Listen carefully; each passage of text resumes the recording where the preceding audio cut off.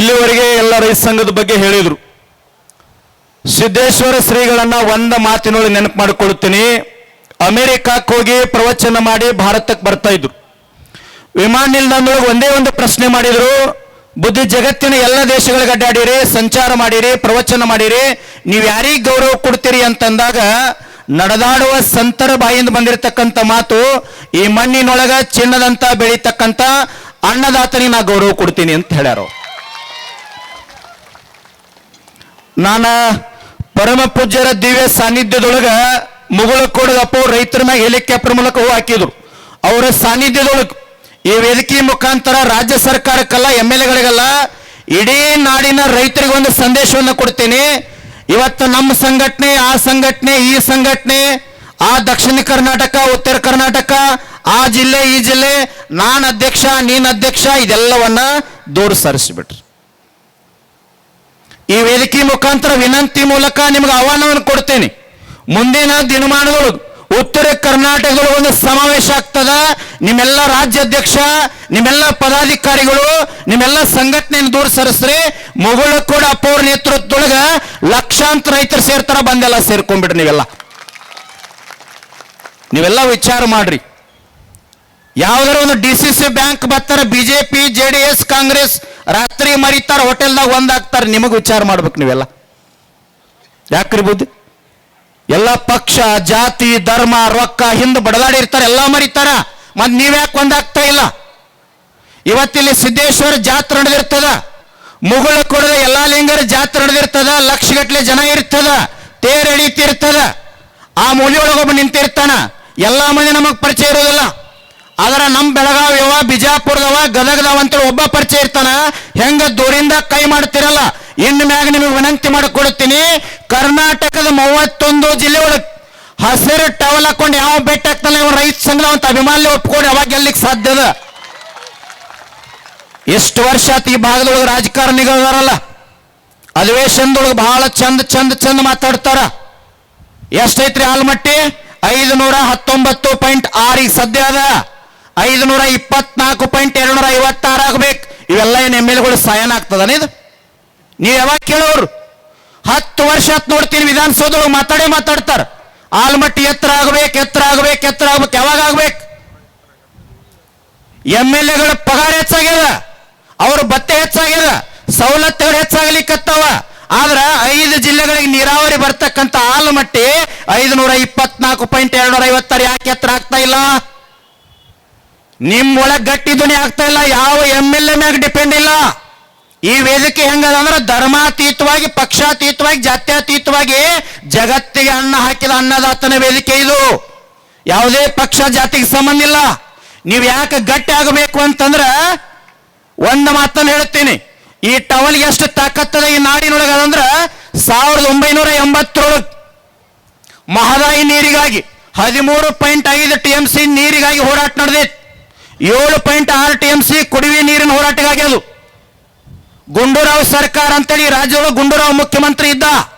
ಇಬ್ಬರು ರೈತರ ಮ್ಯಾಗ ಗೋಲಿಬಾರ್ ಮಾಡಿ ರೈತರನ್ನ ಕೊಂದು ಹಾಕಿದ್ದಕ್ಕಾಗಿ ಪ್ರೊಫೆಸರ್ ನಂಜುಂಡಸ್ವಾಮಿ ಅವರು ಇಂಥ ವೇದಿಕೆ ಮ್ಯಾಗ ನಿಂತು ಕರೆ ಕೊಡ್ತಾರ. ಜಗತ್ತಿಗೆ ಅನ್ನ ಹಾಕಿದ ಅನ್ನದಾತನಿಗೆ, ಗುಂಡು ಹಾಕಿದ ಗುಂಡೂರಾಯನಿಗೆ ಮತ ಹಾಕಬೇಡ್ರಿ ಅಂತ ಹೇಳಿದ್ರು. ಇಡೀ ಗುಂಡೂರಾವ್ ಸರ್ಕಾರ ರಾಜ್ಯದೊಳಗೆ ಬಿದ್ದು ಅಂತ ತಾಕತ್ತಿ ಟವಲ್ಗದ. ನೀವೇನ್ ಮಾಡ್ತಾ ಇದ್ದೀರಿ? ಯಾಕೆ ಒಕ್ಕಟ್ಟಾಗ್ತಾ ಇಲ್ಲ? ನಮ್ಮೊಳಗೆ ಯಾಕೆ ಭೇದ ಭಾವ ಬರ್ತಾ ಇದೆ? ಸಾಮರಸ್ಯದ ಕೊರತೆ ಆಗ್ಲಿಕ್ಕತ್ತದ.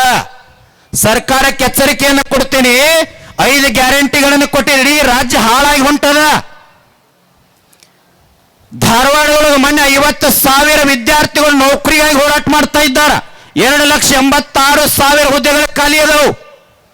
ಬರೇ 2 MLA ಸತ್ರ ತಿಂಗಳೊಳಗೆ ಕಾನೂನುಬದ್ಧವಾಗಿ ನೇಮಕ ಆಗಬೇಕು, MLA ಆಗಬೇಕು. ರಾಜ್ಯ ಸರ್ಕಾರ ನಡೆಯಂಗಿಲ್ಲ. ಆದ್ರೆ 2,86,000 ಹುದ್ದೆಗಳು ರಾಜ್ಯದೊಳಗೆ ಖಾಲಿ ಅದಾವ, ಆದ್ರೂ ಸರ್ಕಾರ ನಡೀತದ. ಹೆಂಗ್ರಿ? ಯಾವ ಉದ್ದೇಶಕ್ಕಾಗಿ ನಡೀತದ?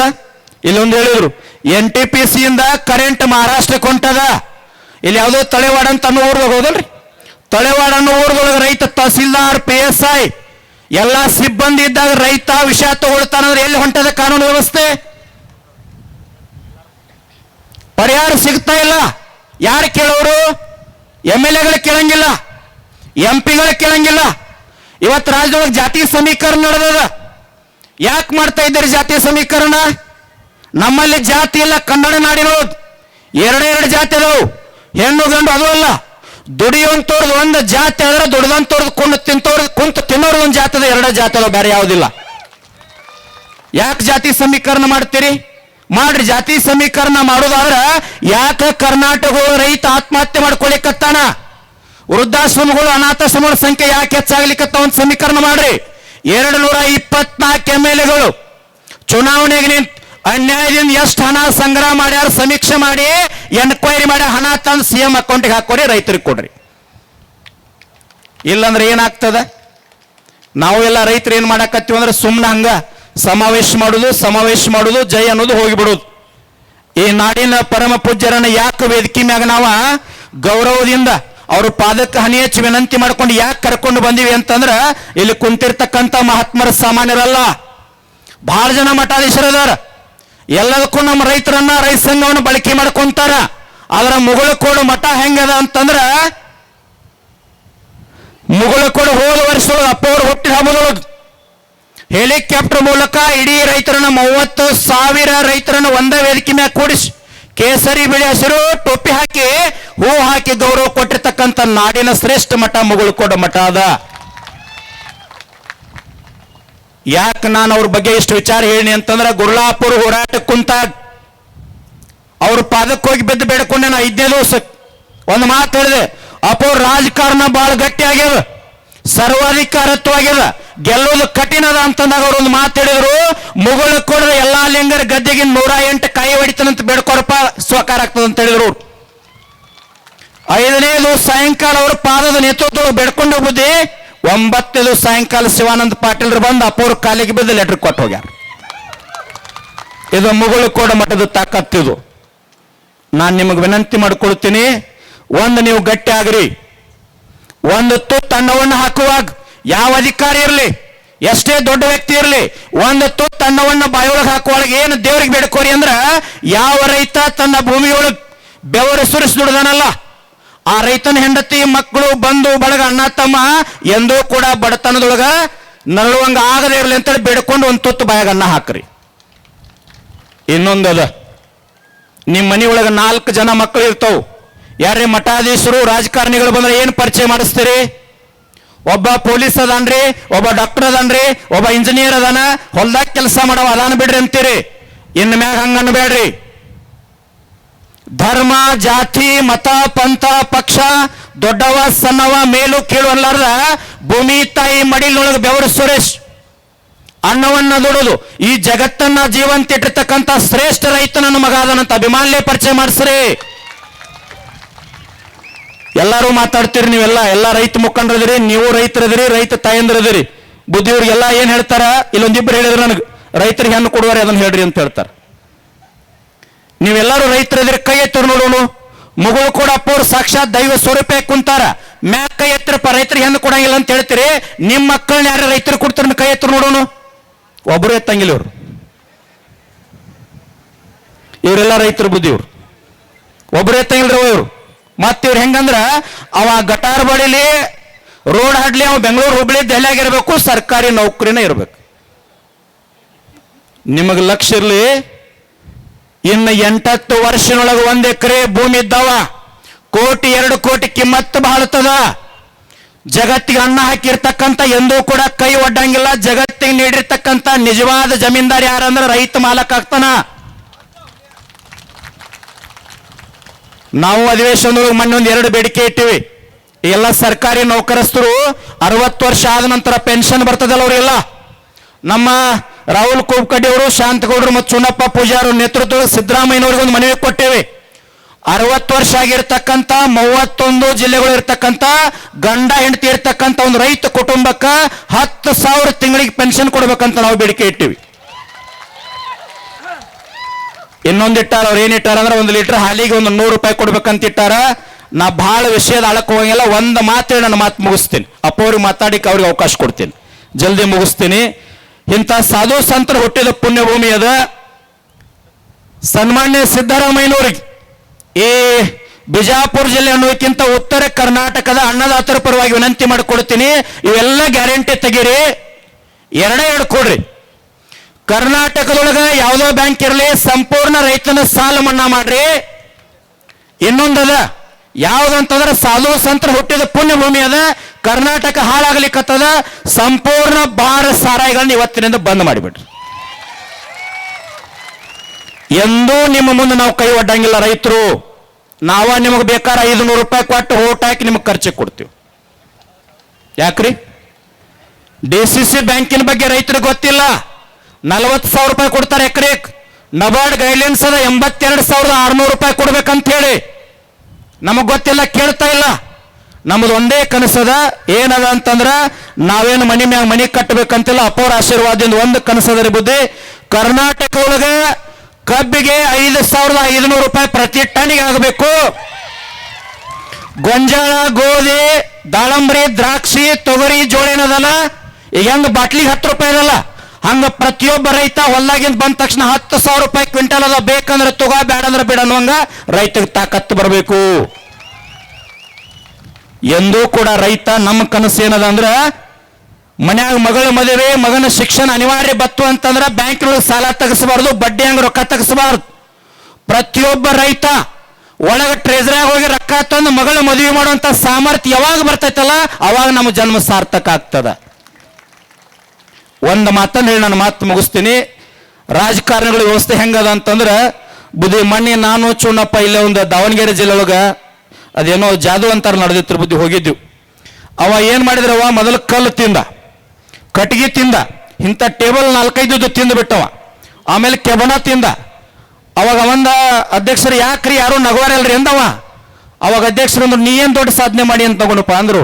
ಅಲ್ರಿ, ಕೆಬಣ ತಿಂದಿನಿ, ಕಲ್ ತಿಂದಿನಿ, ಕಟ್ಟಿಗೆ ತಿಂದಿನಿ, ಬೇಕಂದ್ರೆ ಗಿಡ ಏನ್ ಬೇಕಾ ತಿಂತೀನ್ರಿ ಅಂದ. ನಿಂದೇನ್ ದೊಡ್ಡ ಸಾಧನೆನೋ, ನೀ ತಿಂತಿ ಮತ್ ಮನೆಗೆ ಹೋಗ್ತಿ, ನಿಂದೇನ್ ದೊಡ್ಡ ಸಾಧನೆ ಇಲ್ಲ. ನಮ್ಮಲ್ಲಿ ರೋಡೇ ತಿಂದಾರ, ಗಟಾರ ತಿಂದಾರ, ದೇವಸ್ಥಾನ ಮೂರ್ತಿ ಬಿಟ್ಟಿಲ್ಲ, ಹುಡುಗರು ಶಾಲೆ ಒಳಗೆ ಹಾಕೊಳ್ತಕ್ಕಂಥ ಸಮವಸ್ತ್ರ ಬಿಟ್ಟಿಲ್ಲ. ಮೊನ್ನೆ ಯಾರು ಹೇಳ್ತಾ ಇದ್ರು ತತ್ತಿ ತಿಂದಾರ ಅಂತೇಳಿ. ಏನದ ರೀ? ಒಂದು ರಾಜಕಾರಣಿಗಳು ಹೇಳ್ತೀನಿ, ಅತಿಥಿಯಾಗಿ ಬಂದೀರಿ. ಮುಗುಳು ಕೊಡದ ಎಲ್ಲಾ ಲಿಂಗರು, ಲಚ್ಚಾನ ಸಿದ್ಧಲಿಂಗ ಅಜ್ಜ, ಷಡಕ್ಷರಿ ಶಿವಯೋಗಿ ಸಿದ್ದರಾಮೇಶ್ವರ ಮಹಾರಾಜರು, ಇಂಚಗೇರಿ ಮಠದ ಗಿರಿಮಲ್ಲೇಶ್ವರ ಮಹಾರಾಜರಿಂದ ಕೋವಿಡ್ ಒಳಗೆ ಏನೂ ಆಗ್ಲಾರ್ದ ನೀವು ನಾವು ಜೀವಂತದೀವಿ. ಹಣ ಮಾಡಕ್ಕಲ್ಲ, ಮತ್ತೊಬ್ಬರ ಕಣ್ಣೀರ್ ಹಾಕಕ್ಕಲ್ಲ, ಮೋಸ ಮಾಡಕ್ಕಲ್ಲ, ಮತ್ತೊಬ್ಬರ ಗೋಣ್ ಮರಿಯಕ್ಕಲ್ಲ. ನಿನ್ನ ಬದುಕು ಯಾವತ್ತು ಹೆಂಗಿರ್ಬೇಕಂದ್ರ ಸಿದ್ದೇಶ್ವರ ಸ್ವಾಮಿಗಳು ಹೇಳಿದಂಗ ಈ ನಾಡಿನ ಜನರ ಕಣ್ಣೀರು ವರ್ಷ ಸಲುವಾಗಿರ್ಬೇಕು. MLA 3 ಲಕ್ಷ ಪಗಾರ ತಗೊಳಕ್ಕಲ್ಲ ಜೀವನ ಅಲ್ಲ. 7,000 ಸರ್ವೇರ್ ಸಾಯ್ಲಿಕ್ಕತ್ತಾರ ನೌಕರಿ ಸಲುವಾಗಿ, ಪಗಾರ ಇಲ್ಲ. 2,86,000 ವಿದ್ಯಾರ್ಥಿಗಳು ಸಾಯ್ಲಿಕ್ಕತ್ತಾರ. ಅದಕ್ಕೆ ನೌಕರಿ ಕೊಡು ಕೆಲಸ ಮಾಡ್ರಿ, ರೈತರಿಗೆ ಬೆಲೆ ಕೊಡು ಕೆಲಸ ಮಾಡ್ರಿ, ರೈತರಿಗೆ ಹೆಣ್ಣು ಕೊಡ್ಲಿಕ್ಕೆ ಏನು ಸವಲತ್ತು ಬೇಕಲ್ಲ ಆ ರೈತರಿಗೆ ಸವಲತ್ತು ಕೊಡ್ತಕ್ಕಂಥ ಕೆಲಸ ಮಾಡ್ರಿ.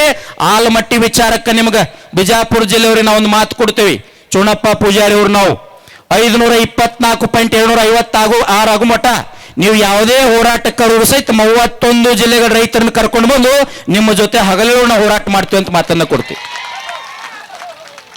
ರಾಮದುರ್ಗ ತಾಲೂಕಿನೊಳಗೆ ವೀರಭದ್ರೇಶ್ವರ ನೀರಾವರಿ 25ನೇ ತಾರೀಕು ಡೆಡ್ಲೈನ್ ಕೊಟ್ಟಾರ ನಮ್ಮ ರಾಜ್ಯಾಧ್ಯಕ್ಷರು. ಆ ಜಿಲ್ಲಾ ಉಸ್ತುವಾರಿ ಸಚಿವರು, SP ಅವರು, DC ಅವರು ಗಮನಕ್ಕೆ ತಗೊಂಡು 24ನೇ ತಾರೀಕು ಸಾಯಂಕಾಲ ಒಳಗೆ ಬಗೆಹರಿಸಿದ್ರಂದ್ರೆ ಭಾಳ ಚಲೋ. ನಾವು ಬಂದು ಕೂತೀವಂದ್ರೆ ಯಾರಪ್ಪ ಹೋಗಿ ಕೇಳಂಗಿಲ್ಲ, ಆಮೇಲೆ ತೊಂದರೆ ಮಾಡ್ಕೋಬೇಡ್ರಿ. ನೀರಾವರಿಗೆ ಹೋರಾಟ, ಸಣ್ಣ ಪುಟ್ಟಕ್ಕೆಲ್ಲದಕ್ಕೂ ಹೋರಾಟ ಅಂದ್ರೆ ಹೆಂಗ್ರಿ? ಒಬ್ಬ ರೈತಿಗೆ ಏನಾದ್ರೂ ಅನ್ಯಾಯ ಆದ್ರೂ ಹೋರಾಟ, ನೀರಾವರಿ ಹೋರಾಟ, ಕಬ್ಬಿಗೆ ಬಿಲ್ಲಿಗೆ ಹೋರಾಟ ಹೆಂಗದ ರೀ? ಬುದ್ಧಿ ಒಂದು ಮಾತು ಹೇಳ್ತೀನಿ ರೀ. 1995 2005 ಬಂದಾಗ ಬರೀ 70 ರೂಪಾಯಿ ತೊಲಿ ಬಂಗಾರ ಇತ್ತು. 2005ನೇಕ 700 ರೂಪಾಯಿ ತೊಲಿ ಬಂಗಾರ ಇತ್ತು. ಈಗ 2025-26 1,50,000-60,000 ಏರ್ಲಿಕ್ಕತ್ತದ. ಕಬ್ಬಿಗೆ ಗುಜರಾತ್ದೊಳಗೆ 4,400 ಅದ, ಪಂಜಾಬ್ದೊಳಗೆ 3,800 ಅದ, ಉತ್ತರ ಪ್ರದೇಶದೊಳಗೆ 3,600 ಅದ, ಮಹಾರಾಷ್ಟ್ರದೊಳಗೆ 3,600 ಅದ. ಮೊನ್ನೆ ನೀವೆಲ್ಲರೂ ಹೋರಾಟ ಕೂತ್ರಿ, ಅಪ್ಪವ್ರು ಬಂದು 2 ಸಾರಿ ಆಶೀರ್ವಾದ ಮಾಡ್ರಿ ಅಂತೇಳಿ 3,300 ಸಿಕ್ತು. ನಾ ಒಂದು ವಿಚಾರ ಹೇಳ್ತೀನಿ, ಹೋರಾಟ ಅಂತ ಬಂದಾಗ ಧರ್ಮ, ಜಾತಿ, ಮತ, ಪಂಥ, ಪಕ್ಷ ಎಲ್ಲ ದೂರ ಸರಿಸಿ ಹೋರಾಟ ಅಂತ ಬಂದಾಗ ನೀವೆಲ್ಲ ಯಾವಾಗ ಒಕ್ಕಟ್ಟಾಗ್ತಿರಲ್ಲ ಆಲಮಟ್ಟಿನೂ ಸಿಗ್ತದ, ವೀರಭದ್ರೇಶ್ವರ ಸಿಗ್ತದ, ಏನು ಬೇಕಾದ ಸವಲತ್ತು ಸಿಗ್ಲಿಕ್ಕೆ ಸಾಧ್ಯ ಅದ ಅಂತೇಳಿ ನನ್ನೆರಡು ಮಾತುಗಳಂತ